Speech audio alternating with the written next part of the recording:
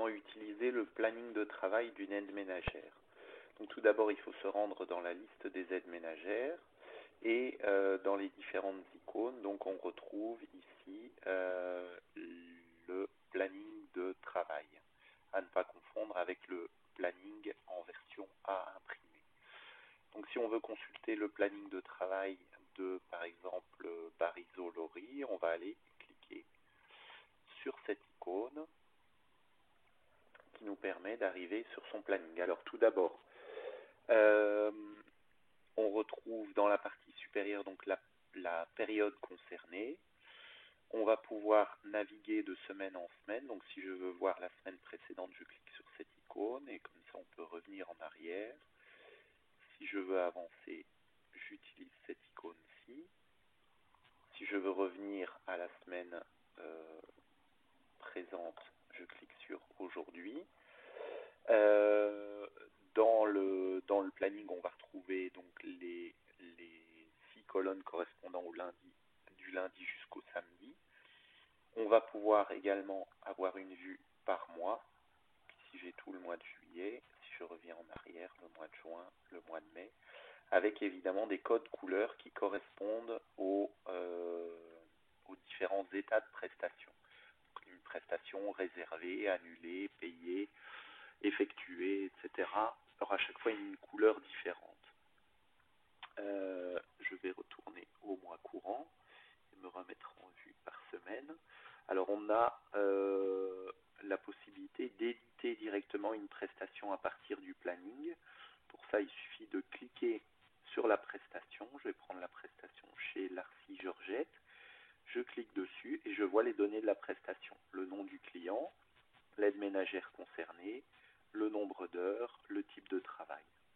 Si je veux avoir une vue du nombre de kilomètres pour aller de chez l'aide ménagère jusqu'au client, voilà, 18 kilomètres en 24 minutes.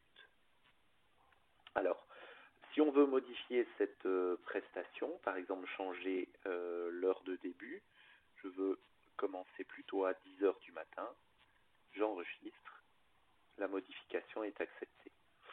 Si je veux ajouter des heures de travail, donc en plus des 3 heures de nettoyage du domicile, on va rajouter 1 heure de préparation de repas ou 2 heures de préparation de repas. Voilà, j'enregistre, je ferme et donc mon tableau se met à jour en disant qu'à présent il s'agit d'une prestation de 10 heures à 15 heures.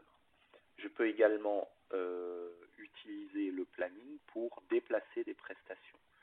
Si la prestation prévue le 14 du 7 a été finalement prestée le mardi 12, le mercredi 12, voilà, je viens simplement déplacer la prestation et elle est mise à jour. Pour supprimer une prestation, je vais cliquer sur la prestation et ici, je clique sur supprimer. Le programme va me demander s'il s'agissait d'une erreur d'encodage, d'une annulation demandée par l'aide ménagère, d'une annulation client. S'il s'agit d'une annulation client, je sélectionne, je confirme, il n'y aura pas d'autres informations à rentrer. Par contre, si c'est l'aide ménagère qui annule, je vais devoir encoder un motif. Par exemple, l'aide ménagère souhaitait être en congé. Je confirme, je ferme, et la prestation, dans ce cas-ci, passe au statut annulé client, et j'ai bien 5 heures de vacances qui sont positionnées sur le planning et qui seront ensuite transmises au secrétariat social. Toutes les modifications que je fais au niveau du planning sont des modifications uniques. Donc on ne change pas les habitudes de travail du client, on change simplement l'horaire d'une prestation. Par exemple, je vois ici que j'ai tous les lundis matins une prestation chez Madame Delchambre. Si exceptionnellement la prestation du lundi 17 est plus courte, on ne va prester que 2 heures et commencer par exemple à 10 heures, j'enregistre, je ferme, voilà, ça ne concerne que la prestation du lundi 17, les autres prestations restent des prestations de 4 heures.